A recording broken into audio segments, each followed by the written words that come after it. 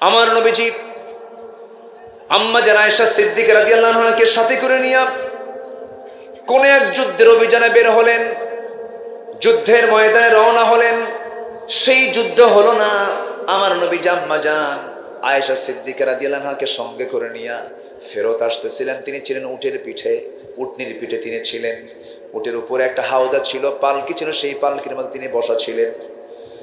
সব সাহাবী আবার যুদ্ধের ময়দান থেকে ফেরত আসতেছিলেন। নবীজি একজনকে দায়িত্ব দিয়ে বলেন, ও সাফওয়ান, এদিকে আসো, আমরা সবাই তো মদিনার দিকে ফিরে যাচ্ছি। এই যে হাজার হাজার সাহাবী, হঠাৎ করে যদি কেউ বাদ পড়ে যায়, হঠাৎ যদি কেউ এই যৌথভাবে আসতে না পেরে যদি কেউ ছিটকে পড়ে যায়, একাকী হয়ে যায়, তোমার দায়িত্ব হলো সেই পিছে পড়ে যাওয়া লোকগুলোকে তুমি এক জায়গায় জমা করে মদিনা পর্যন্ত নিয়ে আসবে। হুজুর, ঠিক আছে, আমি দায়িত্ব আমি গ্রহণ করলাম।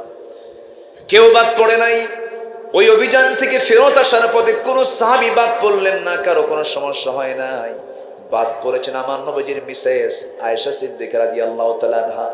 বাদ পড়া, তিনি কেমন করে বাদ পড়লেন? রাস্তায় চলতে চলতে হঠাৎ করে তিনি বললেন, ও আমার দায়িত্বপ্রাপ্ত সাহাবী, আমার প্রাকৃতিক ডাক এসেছে, আমাকে শৌচকার্য করতে হবে, আমাকে নামায়া দাও।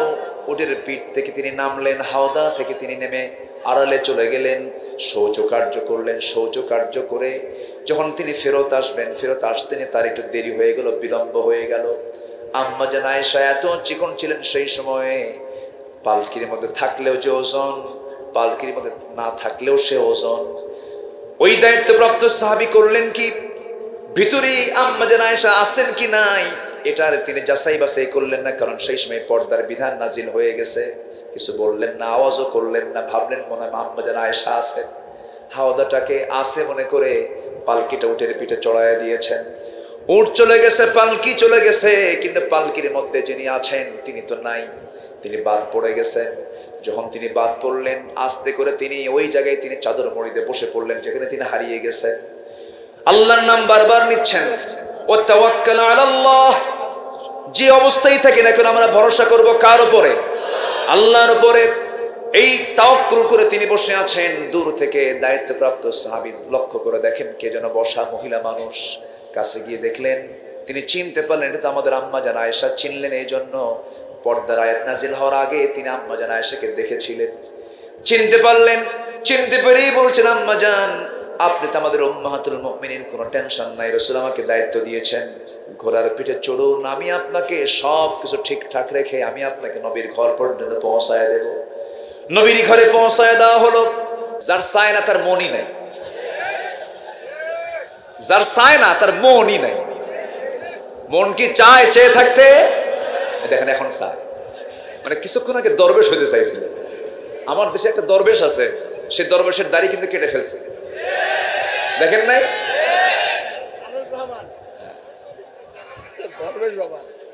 একজন দাড়ি কাটে, আরেকজন দাড়ি রাখে।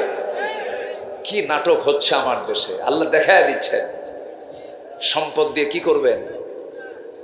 গোটা দেশের টপ ধনী আত্মরক্ষার জন্য দাড়িটা কাটলো। সে দাড়িটা কি, কোনো বড় আলেমের দাড়ি এত সুন্দর হয় না, একদম মুখ ভরা দাড়ি, চেহারার সুরত, চেহারার সৌন্দর্য দেখে মনে হয় কেবলই সে আসমান থেকে নাজিল হয়েছে। এত সুন্দর চেহারা, সূরাতে জিবরাইল, সিরাতে শয়তান। সারা রাত নৌকায় চড়ছে, কিন্তু নৌকার ভেড়ে নাই। কোস্টগার্ড ধরেই ফেলছে সকালবেলা, ধরে ওরে পায় নাই, পাইছে তার পার্টনারকে, আইনমন্ত্রীকে পাইছে। আইনমন্ত্রীকে ধরে নিয়ে আসতেছে। আইনমন্ত্রীকে আমার একা নিয়ে যাও কেন? হয়েছে দরবেশ বসা, বুঝেন নাই? দরবেশ কার চেনে নাই? কারণ দরবেশীর দরবেশ প্রকাশ পেতে হলে কি থাকতে হবে? দাড়ি নাই। কত বড় ধোঁকাবাজ দেখেন। ধর্মের ব্যবসা আমরা করি না, ধর্মের ব্যবসা তারাই করে যারা দাড়ি রাখে, দাড়ি কাটে, মাথায় পট্টি লাগায়, মাথায় পট্টিতে না বেঁধে আবার তিলক লাগায়, ঠিক কিনা? তারাই হচ্ছে ধর্মের ব্যবসায়ী। সম্মানিত ভাইয়েরা, সম্মানিত বন্ধুগণ, তাকওয়া আনতে হবে। যা করব কার জন্য? আসতে বলবেন না, কার জন্য? আল্লাহর জন্য। কোন মুজরিমিনদের জন্য, কোন পাপীর জন্য জান্নাত নয়। কোন হারাম কাজ যে বান্দা করবে তার জন্য জান্নাত নয়। জান্নাত হচ্ছে কার জন্য? ইন্নাল মুত্তাকিনা ফি জান্নাতিন নাঈম ফাকিহিনা বিমা আতাহুম রাব্বুহুম ওয়া আকাহুম রাব্বুহুম আযাবুল জাহিম। জোরে বলুন আল্লাহু আকবার। আমার বন্ধুগণ, নাম্বার 3 হলো নামাজ কায়েম যারা করবে। বহু ইমানদার আমার দেশে আছে, বছরে 2 দিন নামাজ পড়ে। কয়দিন নামাজ বলে? এই 2 দিন নামাজ কিসের নামাজ হতে পারে বলে? এর মধ্যে মাঝে মাঝে আরেক ওয়াক্ত পড়ে জানাজার নামাজ। কিসের নামাজ? জানাজার নামাজ। জানাজা মাঝে মাঝে পড়ে ওযু ছাড়া। কি ছাড়া? এমন নামাজ আল্লাহ রাব্বুল আলামিন পড়তে বলেন নাই। নামাজ তো 2 দিনের জন্য নয়, নামাজ তো জানাজার জন্য শুধু নয়। নামাজ হবে মূলত কয় ওয়াক্ত বলেন? আসতে বলবেন না, কয় ওয়াক্ত নামাজ? আল্লাহ মোহাব্বত করেন কয় ওয়াক্ত নামাজিকে? 5 ওয়াক্ত নামাজিকে। ইন্নাস সালাতা কানাত আলাল মুমিনিনা কিতাবাম মাওকুতা। জোরে বলুন আল্লাহু আকবার। ইমানদাররা নামাজ সঠিক মতো আদায় করে। ফজরের সময় পড়ে, জোহরের সময় পড়ে। কারণ বান্দা এটা মাথায় রাখে, ইমানদার এটা মাথায় রাখে, কারণ আমি ডিউ টাইমে আল্লাহর সামনে যদি হাজির না হই, আল্লাহ আমাকে কবুল নাও করতে পারেন। যে অফিসার নিয়মিত অফিস না করে তার ব্যাপারে অবশ্যই রিপোর্ট আছে না নাই বলেন? রিপোর্ট আছে। আমার আল্লাহ তাআলা আমাকে 5 ওয়াক্ত সালাতে ডাক দেন। আল্লাহ শুধু ডাক দিয়ে তিনি বসে থাকেন, তিনি শুধু দূরে থাকেন না, তিনি কাছে চলে আসেন। আল্লাহ বলেন, বান্দারে আমি তোকে ডাক দেই, দূরে থাকি না, আমি তোর সামনে দাঁড়ায়া থাকি। জোরে কোন সুবহানাল্লাহ। আমি যখন নামাজে দাঁড়াই তখন আমার সামনে কে থাকেন? আসতে বলবেন না, কে থাকেন? কান্নাকা তারাহু ওয়া ইল্লাম তাকুন তারাহু ফাইন্নাহু ইয়ারাক। তুমি যদি তোমার আল্লাহকে না দেখতে পাও, আল্লাহ অবশ্যই তোমাকে দেখছেন। অর্থাৎ আমি যখন নামাজে দাঁড়াই সঙ্গে সঙ্গে হয়ে যায় আমরা কার মেহমান? আল্লাহর মেহমান হয়ে যাই। এই নামাজ যারা কায়েম করবে, নাম্বার 3, অনর্থক কাজ থেকে যারা দূরে থাকবে তারা আল্লাহর সন্তুষ্ট হাসিল করতে পারবে। যারা পারেন আয়াত আমার সঙ্গে ঠোঁট মিলিয়ে বলুন, قد أفلح المؤمنون الذين هم في صلاتهم خاشعون والذين هم عن اللغو معرضون والذين هم للزكاة فاعلون والذين هم لفروجهم حافظون। জোরে বলুন আল্লাহু আকবার।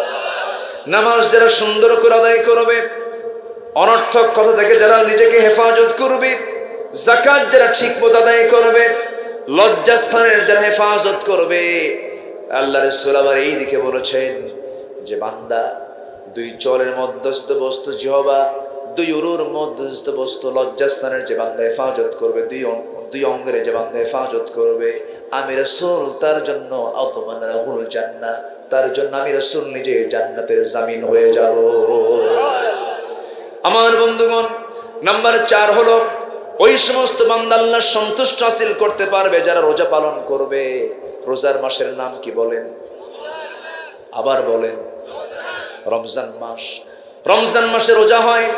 রমজান মাস ছাড়া আরো বাকি 11 মাস আছে, সেই মাসগুলো তো রোজা রেখেছেন মুহাম্মদ সাল্লাল্লাহু আলাইহি ওয়াসাল্লাম। তিনি প্রতি মাসের 13, 14, 15, চন্দ্র মাসের 13, 14, 15 তিনি রোজা রেখেছেন।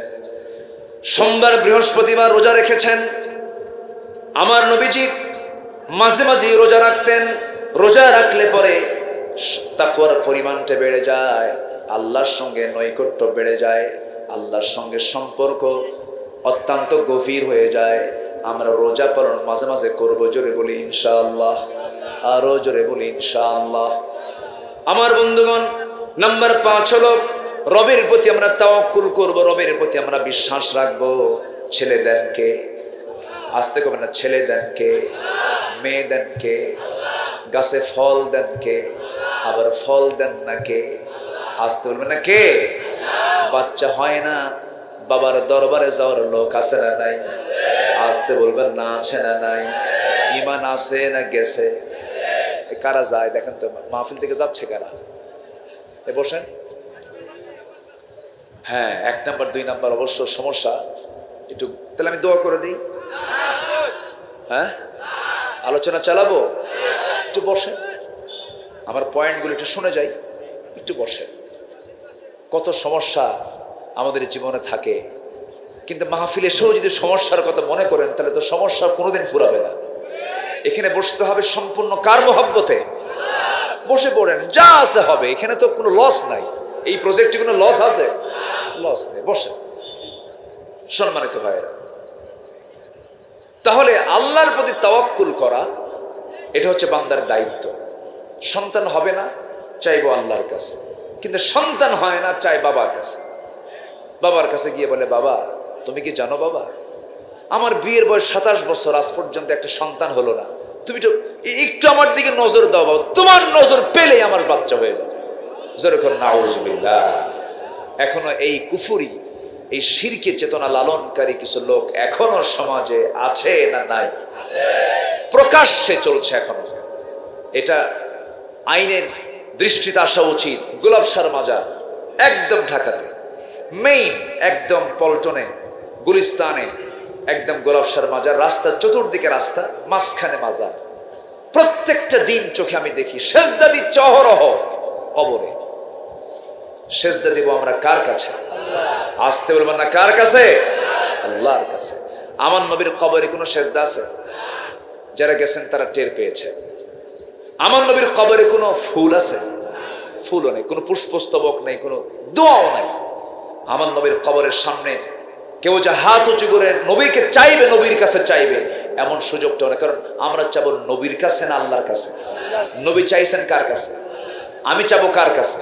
তাহলে আমি যদি নবীর কাছে চাই, তাহলে কি আমার এই চাওয়া কি রাইট না রং? উনি আব্দুহু ওয়া রাসূলুহু, তিনিও বান্দা, তিনি আল্লাহর রাসূল, কিন্তু 1 নম্বর পরিচয় হলো তিনি কি?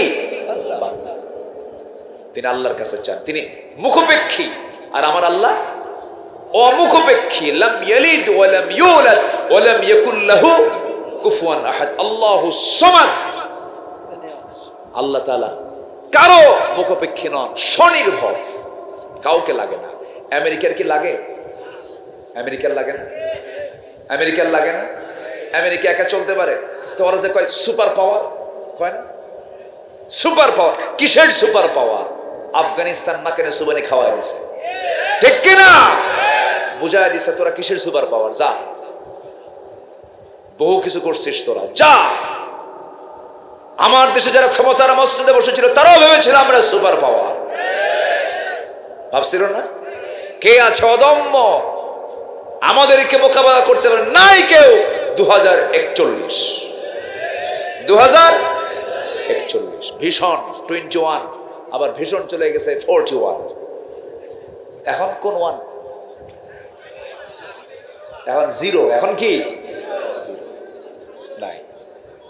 আল্লামা সাঈদীর কথাগুলো আজকে একদম অক্ষর অক্ষরে মিলে গেছে।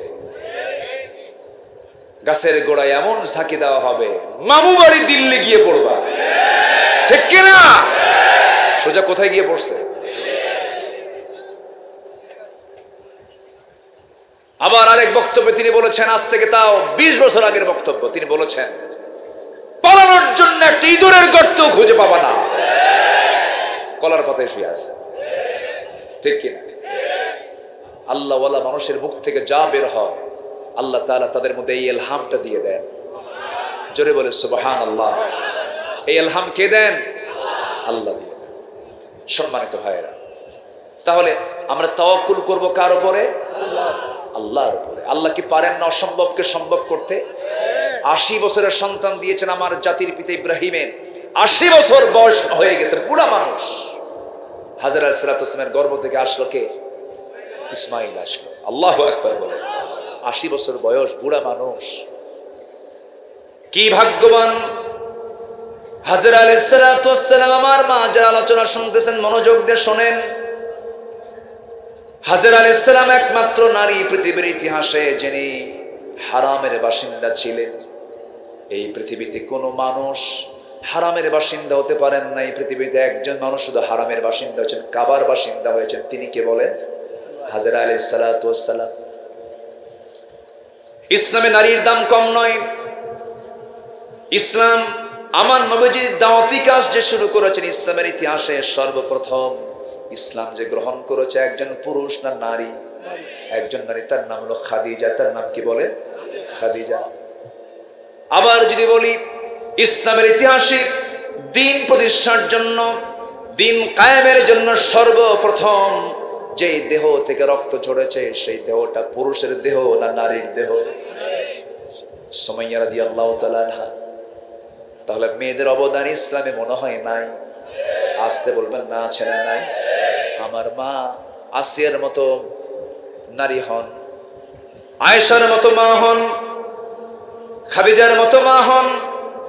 এই সমস্ত নারীদের জীবনগুলো পড়েন, শেখার চেষ্টা করেন। রহিমার মতো আদর্শ স্ত্রী হন। আমার মা এই সমস্ত মেয়েদের জীবনীগুলো পড়বেন। আমার নবীকে ডানে বামে থেকে সর্বক্ষণ স্বামীকে সান্ত্বনা দিয়েছেন একজন নারী, তার নাম হলো খাদিজা। এই খাদিজার সম্পদ ইসলামের প্রথম কাজে লেগেছে। খাদিজার উৎসাহ নবীজির উৎসাহকে বৃদ্ধি করে দিয়েছে। নবীজি হতাশ হয়ে পড়েছেন, নবীজি বিশাল চিন্তায় পড়েছেন। আমার নবীজি বারবার অস্থির হচ্ছেন। এমন সময় খাদিজার মতো নারী, দৃঢ়চেতা নারী পাশে দাঁড়ায় বলছেন, আমার স্বামী আপনি চিন্তা করেন কেন? আপনার কোনো ক্ষতি পৃথিবীর কেউ করবে না, কারণ আপনি কারো ক্ষতি করেন না। যেরকম সুবহানাল্লাহ। আপনি কারো ক্ষতি যদি না করেন আপনার ক্ষতি কেউ করতে পারবে না।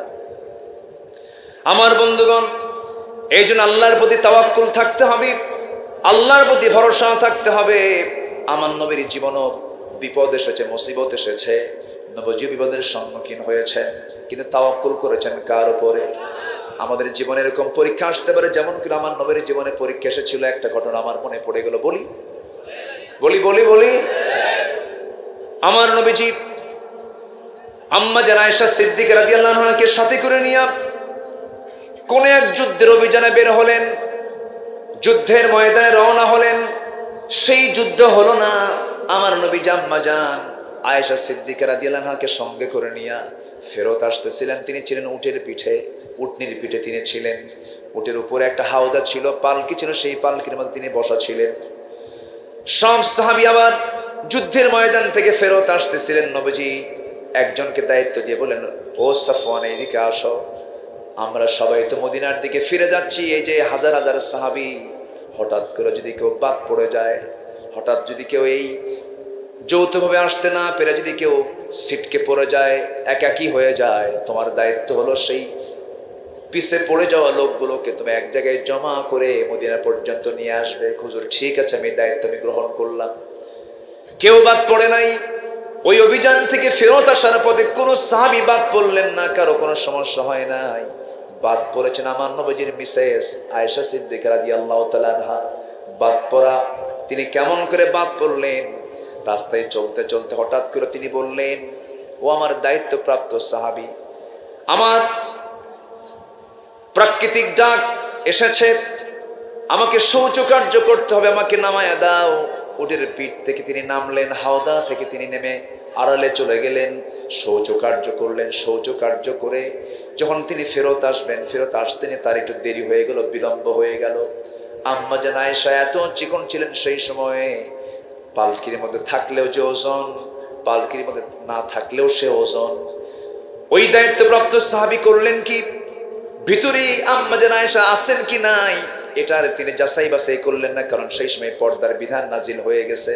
কিছু বললেন না, আওয়াজও করলেন না, ভাবলেন মনে হয় আম্মা জান আয়েশা আছেন। হাওদাটাকে আছে মনে করে পালকিটা উটের পিঠে চড়াইয়া দিয়েছেন। উট চলে গেছে, পালকি চলে গেছে, কিন্তু পালকির মধ্যে যিনি আছেন তিনি তো নাই, তিনি বাদ পড়ে গেছেন। যখন তিনি বাদ পড়লেন, আস্তে করে তিনি ওই জায়গায় তিনি চাদর মুড়িতে বসে পড়লেন যেখানে তিনি হারিয়ে গেছেন। আল্লাহর নাম বারবার নিচ্ছেন, ও তাওয়াক্কাল আলাল্লাহ, যে অবস্থায় থাকি না কেন আমরা ভরসা করব কার উপরে? আল্লাহর উপরে। এই তাওয়াক্কুল করে তিনি বসে আছেন। দূর থেকে দায়িত্বপ্রাপ্ত সাহাবী লক্ষ্য করে দেখেন কে যেন বসা, মহিলা মানুষ। কাছে গিয়ে দেখলেন, তিনি চিনতে পারলেন এটা তো আমাদের আম্মা জান আয়েশা। চিনলেন এই জন্য পর্দার আয়াত নাজিল হওয়ার আগে তিনি আম্মা জান আয়েশাকে দেখেছিলেন। চিনতে পারলেন, চিনতে পেরেই বলছেন, আম্মা জান আপনি তো আমাদের উম্মাহাতুল মুমিনিন, কোনো টেনশন নাই, রাসূল আমাকে দায়িত্ব দিয়েছেন ঘোড়ার পিঠে চড়ুন, আমি আপনাকে সব কিছু ঠিকঠাক রেখে আমি আপনাকে নবীর ঘর পর্যন্ত পৌঁছায় দেব। নবীর ঘরে পৌঁছায় দেওয়া হলো, নবীর ঘরে পৌঁছা দেওয়া হলো। নবীর ঘরে তিনি পৌঁছে গেলেন।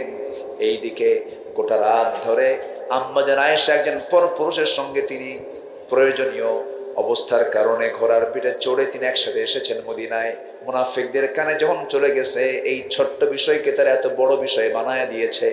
সবাই বলে ফেললো, তোমরা কি জানো আবু বকরের মেয়ে বিশ্বনবীর কলিজার টুকরা স্ত্রী, তার সতীত্ব নষ্ট হয়ে গেছে, তার চরিত্র নষ্ট হয়ে গেছে। এমন নাটক, এমন মিথ্যা নাটক তৈরি করার ইতিহাস এই 16 বছরের ছিল কি ছিল না? এই নাটক মুনাফিকরা তৈরি করলো। নবীর কানে সংবাদ চলে এলো, বইয়ের কিছু কথা যদি কানে আসে স্বামীর কি ভাল লাগে? আসতে কয় ভাল লাগে? ভাল লাগে না। আমার নবীর মনটা খারাপ হয়ে গেল। আচ্ছা, রাসূল যদি গায়েবের মালিক হতেন, রাসূল কি মন খারাপ করতেন? গায়েবের মালিক কে? এটা বাস্তব বিষয়। অথচ আমার দেশের পীর সাহেবরা গায়েব জানে। আমার নবী গায়েব জানে না, আর আমার দেশের পীর সাহেবরা কি করে? গায়েব জানে।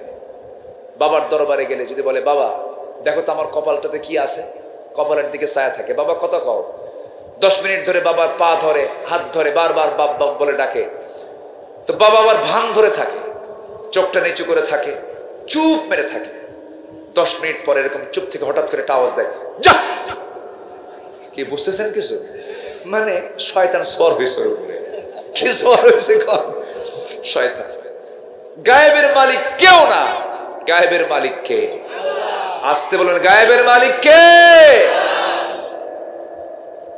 আমার নবীজি বললেন, আয়েশা কি যেন কথা আমার কানকে ভারী করে দিচ্ছে, আমার মনটা একটু খারাপ, আমার মনটা ভার হয়ে আছে। আয়েশা, আমার মনে হয় তোমার এই মুহূর্তে তোমার বাবার বাড়ি চলে যাওয়াটাই উত্তম। এই কথা কি সাধারণ আঘাত না মহা আঘাত? বলেন বলেন বলেন বলেন। বিশাল বড় আঘাত। এই আঘাত কি শুধু একজনের না 2 জনের? আমার নবীরও কষ্ট, আবার আমার নবীজির স্ত্রী আম্মা জান আয়েশারও কষ্ট। আর আনন্দ কাদের? বলেন বলেন বলেন, আনন্দ কাদের? মুনাফিকদের। এখন মুনাফিকরা আনন্দ কর, মুনাফিকদের মুখে মাটি মেরে দেন তিনি কে? আল্লাহ তাআলা।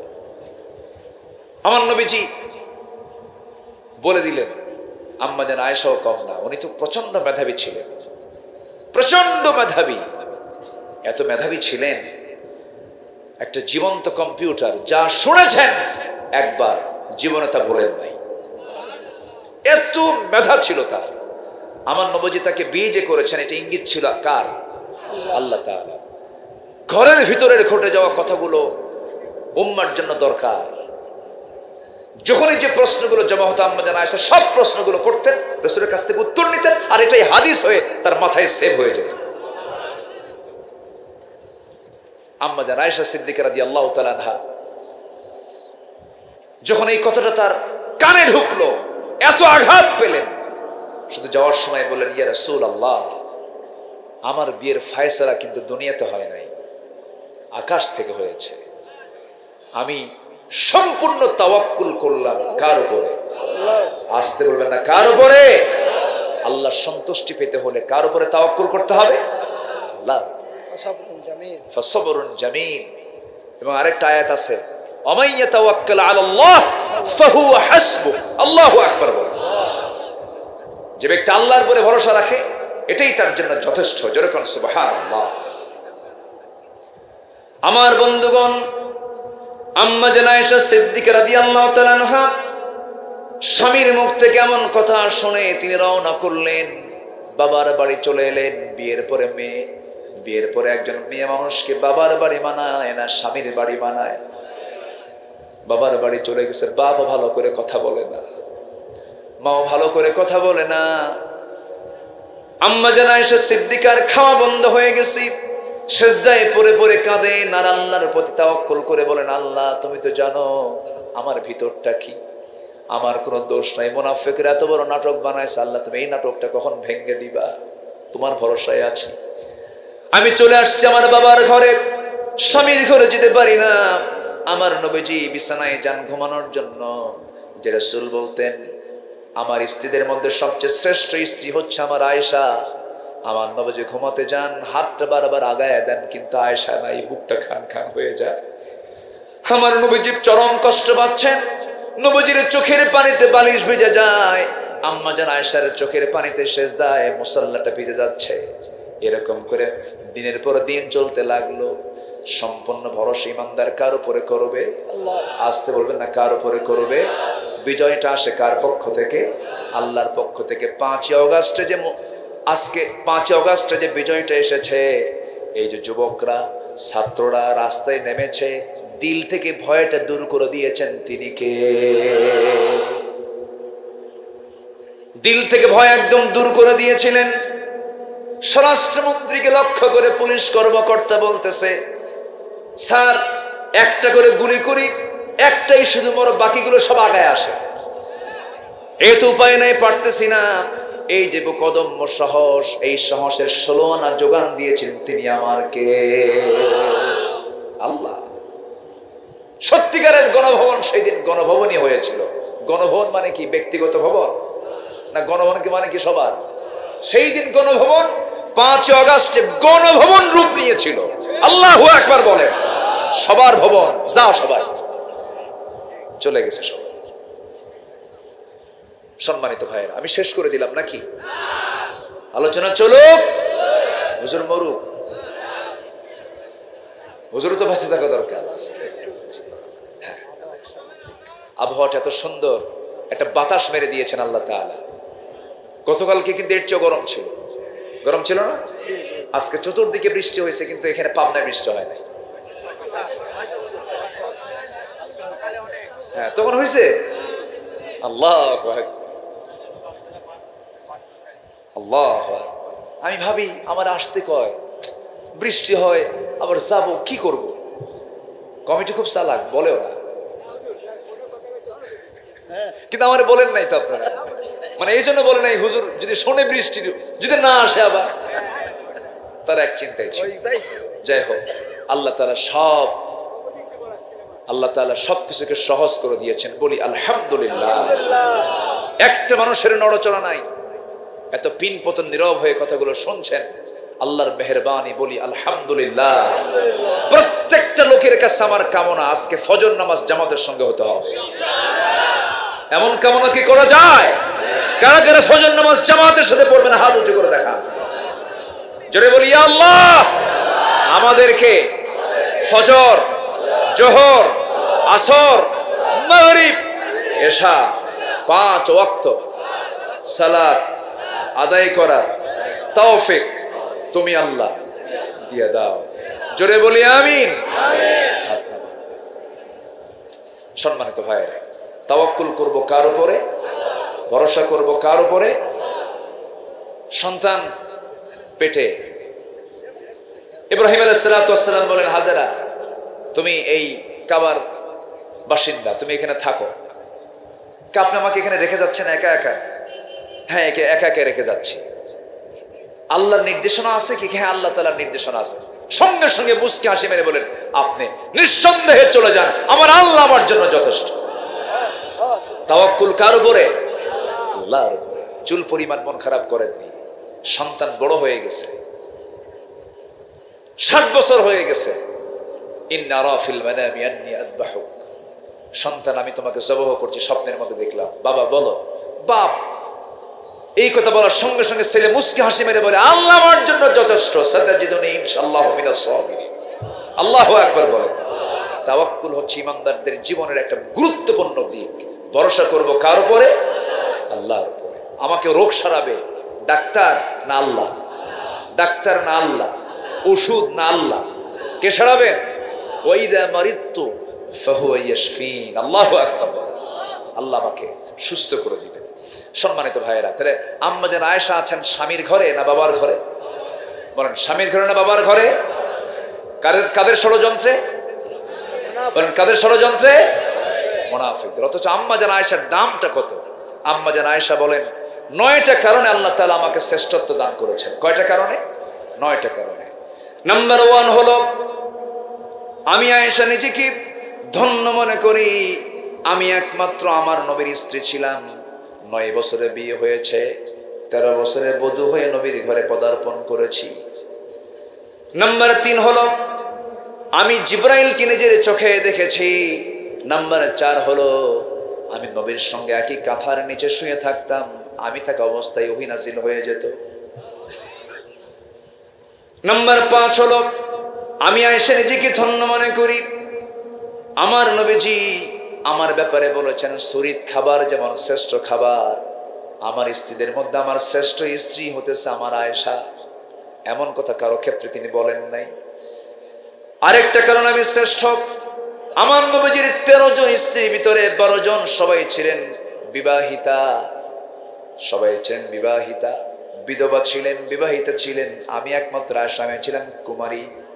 আমার এটা শ্রেষ্ঠতা আল্লাহ তাআলা আমাকে দান করেছেন। আর একটা কারণে আল্লাহ তাআলা আমাকে শ্রেষ্ঠত্ব দান করেছেন, আমার নবীজি দুনিয়া থেকে বিদায় নেবেন, আমার ঘরটাকে তিনি পছন্দ করে নিয়েছেন। কোন স্ত্রী ঘরে যান নাই, আমার ঘরে কড়া নাড়লেন, আমি ঘরের দরজা খুলে দিলাম, নবীজি আমার ঘরে এসে বলছে আয়েশা শরীরটা প্রচন্ড খারাপ। কোন মাসে? বলেন কোন মাসে? এই মাসটা কোন মাস চলতেছে? রবিউল আউয়াল মাস। একটু তো বলাও দরকার। আমার নবীজি সঙ্গে সঙ্গে বলছেন আয়েশা প্রচন্ড মাথা ব্যথা, মাথায় একটু পানি ঢেলে দাও তো। আমার নবীজি শুয়ে পড়বেন, আম্মা জান আয়েশা তাকে বালিশ গায়ে দিচ্ছেন। রাসূল বলছেন না বালিশ হবে না, তোমার উরুটা বিছায়া দাও। আমার নবীজি আম্মা জান আয়েশার উরুতে মাথা রেখে তিনি শুয়ে আছেন, মাথায় পানি ঢেলে দেওয়া হলো। আমার নবীজি আজান শুনতে পেলেন, আজান শোনার সঙ্গে সঙ্গে তিনি ওঠার জন্য চেষ্টা করে, ইমানদার নামাজের আজান শুনলে পর অস্থির হয়ে যায়। আমার নবীজি নামাজ পড়ার জন্য নিজের গায়ে সকল শক্তি প্রয়োগ করে যখন তিনি উঠতে নিলেন, চক্কর দিয়ে পড়ে যেতে নিলে আম্মা জান আয়েশা তাকে ধরে নিয়ে তাকে আবার শোয়া দিয়ে বলছেন ইয়া রাসূলুল্লাহ আপনার দাঁড়িয়ে থাকার মতো শক্তি মনে হয় আপনার আর নাই, আপনি আর পারবেন না দাঁড়িয়ে নামাজ পড়তে, জামাতে নামাজ পড়তে। রাসূল বলছেন আয়েশা রে আমার বেলাল তো আজান দিল, আমার জায়গায় নামাজটা পড়াবে কে? তোমার আব্বাকে ডাক দিয়ে বলো আমার মুসাল্লায় যেন আমার আবু বকর আমার মুসাল্লায় দাঁড়ায় আমার দায়িত্বটা পালন করে নেয়। নবীজি ইঙ্গিত দিয়ে দিলেন আমার পরে নেতাটা কে হবে? নেতৃত্ব তৈরি হবে নামাজ থেকে। আজ থেকে কিনা যে নেতা বিড়ি খায়, নামাজ পড়ে না, গাঁজা খায়, জনগণের সম্পত্তি লুটপাট করে, তাদের মুখে জুতা মারার সময় এসেছে এখন। আমার নবীজি আম্মা জান আয়েশা সিদ্দিকা রাদিয়াল্লাহু আনহা তাকে লক্ষ্য করে বলেছেন আয়েশা আমার বেলাল তো আজান দিয়ে দিল, মনে হয় আমি আর জামাতে নামাজ পড়তে পারবো না, তুমি আমার কলেজা আমার প্রাণের সাহাবী আবু বকরকে বলো আমার মুসাল্লায় সে নামাজের দায়িত্ব পালন করুক। আকামত শুরু হয়ে গেছে, কিন্তু ইমামটা পাল্টে গেছে, ইমাম চেঞ্জ হয়ে গেছে। যখন সাহাবায়ে কেরাম দেখতে পেলেন আমার নবীজি তার জায়গায় নাই, হাউমাউ করে কান্না শুরু হয়ে গেছে। সাহাবীরা কান্দে, সাইয়েদনা আবু বকর নামাজের মধ্যে কান্দেন, নামাজ পড়াচ্ছেন আর হাউমাউ করে কাঁদতেছেন। হুজরা খানায় আমার নবীজি শুয়ে থাকা আওয়াজগুলো শুনতে পাচ্ছেন। বলছেন আয়েশা রে আমার সাহাবীরা কান্দে, আমার সাহাবীরা নামাজ পড়ে, আমি নামাজের দৃশ্যটা দেখতে চাই, আমাকে একটু ধরো তো। ধরা হলো। আমার নবীজি আস্তে করে আম্মা জান আয়েশার ঘাড়ের উপরে ভর করে করে জানালার কাছে গিয়ে দাঁড়ালেন। সাহাবায়ে কেরাম নামাজ পড়ছিলেন, আমার নবীজি তাদের নামাজের দৃশ্যগুলো দেখে নবীজিও কান্নায় ভেঙে পড়ছেন। নবীজির চোখের পানিগুলো গড়ে গড়ে দাড়িগুলো ভিজে যাচ্ছিল। আম্মা জান আয়েশা চোখের পানিগুলো মুছে মুছে দিয়ে বলেন ইয়া রাসূলুল্লাহি সাহাবীদের নামাজ দেখে আপনি কান্দেন কেন? তারা তো নামাজ আদায় করছে। রাসূল বলেন আয়েশা তুমি কখনো ভাববে না আমার চোখের পানি কোনো দুঃখের চোখের পানি নয়। আমার এই চোখের পানি আজকে বের হওয়ার কারণ হলো এই নামাজ কায়েম করতে গিয়ে তায়েফের ময়দানে আমাকে মার খেতে হয়েছে। এই নামাজ কায়েমের সংগ্রাম করতে গিয়ে উহুদের ময়দানে আমার এই যে দুটো দাঁত ভেঙে দিয়েছ আয়েশা, দিয়েছে আয়েশা, আমার কথা স্পষ্ট হয়ে গেছে। এই নামাজ কায়েমের সংগ্রাম করতে গিয়ে দেখো এই যে কপালের মধ্যে দাগ পড়ে আছে, লোহা ঢুকেছিল হুদের ময়দানে। ওরে আয়েশা দেখো, এই নামাজ কায়েমের সংগ্রাম করতে গিয়ে আমি তোমার চোখের সাক্ষী, আমি তুমি দেখতেছো আমি কোমর সোজা করে দাঁড়াতে পারি না, কোমরটা কুঁজো হয়ে গেছে। খন্দকে কোদাল মারতে মারতে আমার কোমরটা কুঁজো হয়ে গেছে, দাঁতটা ভেঙে গেছে। আমার জীবন যৌবন সব দিন কায়েমের জন্য সংগ্রাম করতে গিয়ে সব উজাড় হয়ে গেছে, সব শেষ করে দিয়েছি। সেই নামাজ আজকে কায়েম হয়েছে, এই আনন্দের দৃশ্য আমাকে আজকে চোখ থেকে পানি বের করতে বাধ্য করেছে। আমার নবীজি এই কথা বলেই বলছেন, আয়েশা রে আমি মনে হয় আর বাঁচবো না, দুনিয়া থেকে বিদায় নিয়ে দেবো। আয়েশা আমি যে কোনো মুহূর্তে দুনিয়া থেকে বিদায় নিচ্ছি, আমি তোমাকে কিছু কথা বলে দেই। আয়েশা শোনো, আমার উম্মতকে বলে দেবে আমার উম্মতরা যেন 5 ওয়াক্ত নামাজ কখনো না ছেড়ে দেয়। আয়েশা দেখো তো ঘরের মধ্যে কোনো কিছু আছে নাকি, তন্ন তন্ন করে খুঁজে খুঁজে কয়েকটা স্বর্ণের বার পালো, কয়েকটা স্বর্ণের টুকরা পাওয়া গেল। রাসূল হাতের মধ্যে নিয়ে বলছেন, আয়েশা এতটুকু সম্পদ আমি আমার ঘরে রাখবো না, সব সম্পদ আমি আল্লাহর দিন কায়েমের পথে আমি দিয়ে দিলাম। জোরে কোন সুবহানাল্লাহ। আমার নবীজি শূন্য হাতে দুনিয়া থেকে বিদায় নিলেন, শূন্য ঘরে দুনিয়া থেকে বিদায় নিলেন। আমার নবীর ঘরে কোনো ফার্নিচার ছিল না, আমার নবীর ঘরে ছিল অস্ত্র, ঝনঝনানি অস্ত্র ছিল ঝুলন্ত, লৌহ বর্ম ছিল ঝুলন্ত, বর্ষা ছিল ঝুলন্ত। আমার নবীর ঘরের ফার্নিচার ছিল হলো যুদ্ধ বিজয়ের অস্ত্রগুলো। আমার বন্ধুগণ এই কনসেপ্ট আমাদের মুসলমানদের মধ্যে এখন আনা দরকার, কারণ সকল শিরকিয়াত দূর করার জন্য ওই সুন্নতের দরকার আছে না নাই? আমার বন্ধুগণ নবীজি দুনিয়া থেকে বিদায় নেবেন, বিদায় নেওয়ার আগ দিয়ে আম্মা জান আয়েশাকে ডাক দিয়ে বলছেন, আয়েশা আমার প্রাণের কলিজার টুকরা ফাতিমা কোথায় গেল, ফাতিমাকে একটু ডাক দাও তো। ফাতিমা ডাক দেওয়ার সঙ্গে সঙ্গে দরজাদের সামনে হাজির।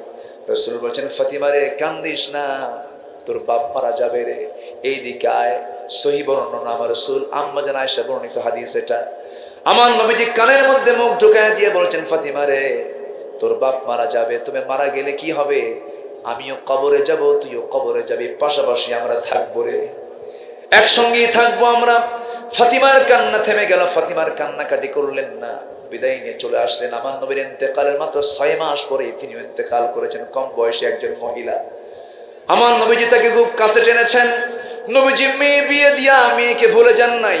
আজকের সমাজে বহু মেয়ের বাপ আছে, মেয়ে বিয়ে দিয়া বাপ ভুলে যায়, আছে না নাই?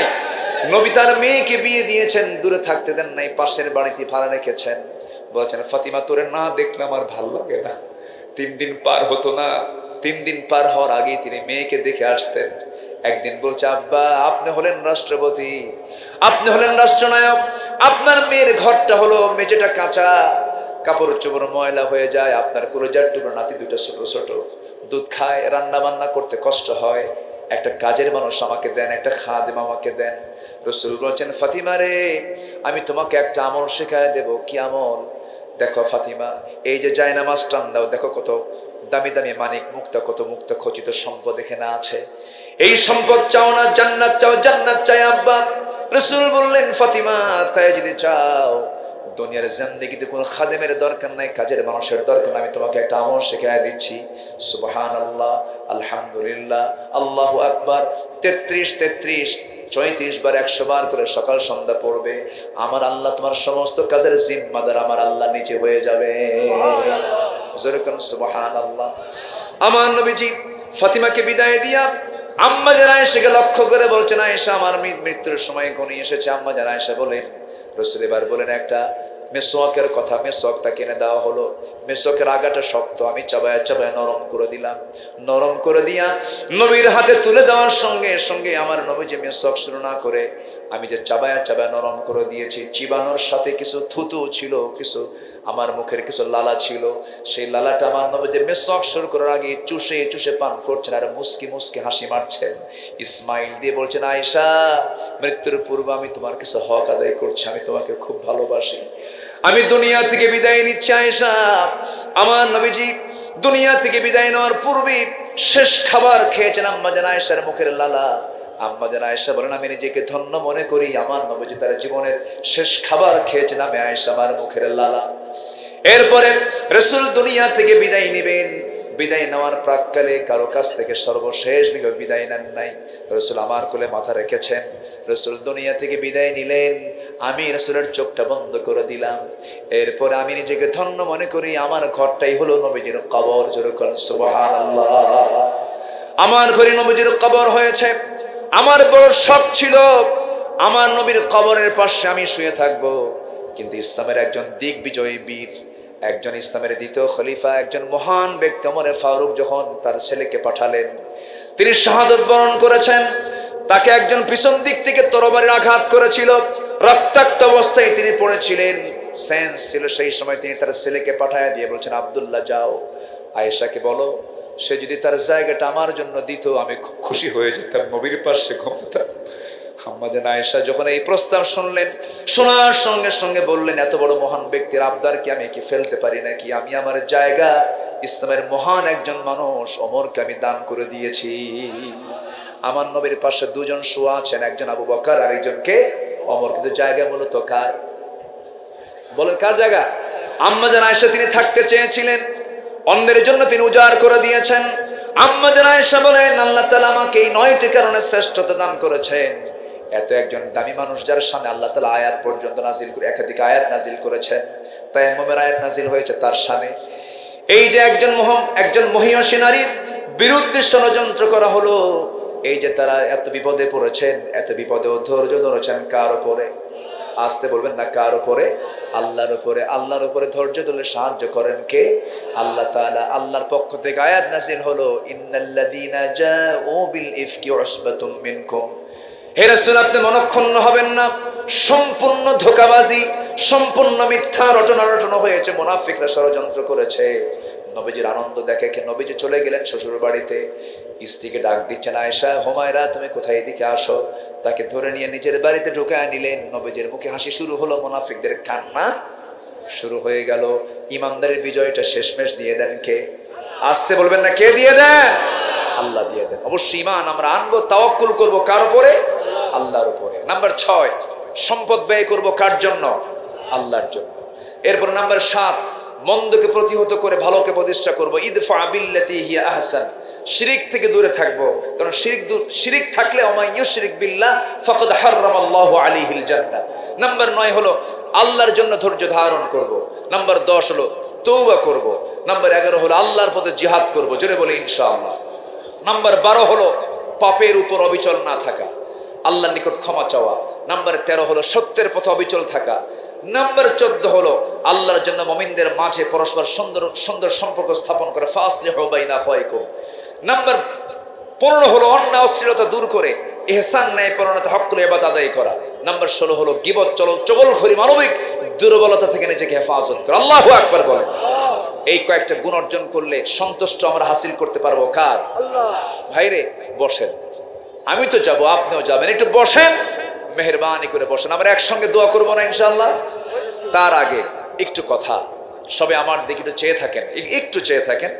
একটা আবদার আছে, গোরস্থানের একটা মাটি আমাদের একদিন পড়বে না বলেন তো? লাগবেন কিনা বলেন? লাগবে। একটু বায়না করা দরকার, গোরস্থানের একটা মাটি কিন্তু বায়না করা দরকার। কে আছেন এই গোরস্থানের জন্য? যে যা পারেন সবাই আমরা দেওয়ার চেষ্টা করবো। আল্লাহ তুমি সবাইকে দেওয়ার তৌফিক দাও, জোরে বলি আল্লাহুম্মা আমিন। ওঠে কেন? এতক্ষণ তো ভালো ছিলাম আমরা। দোয়া করে যাই, এতে তো 10টা মিনিট এই ফুল বাগানটা নষ্ট করবেন?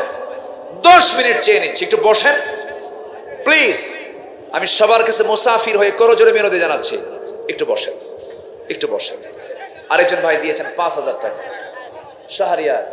জি, আল্লাহ কবুল করো, নেক নিয়ত মঞ্জুর করো, আব্বা আম্মাকে মাফ করো, জোরে বলি আল্লাহুম্মা আমিন। আর কে আছেন? আল্লাহ তুমি সবাইকে দিল থেকে দেওয়ার তৌফিক দাও। জি, আর কে আছেন? সবাই আমরা দেবো ইনশাআল্লাহ। ভিতরে রুমাল যাচ্ছে, চাদর যাচ্ছে, সবাই কম বেশি দিবেন। জিকির করে সুবহানাল্লাহ আলহামদুলিল্লাহ।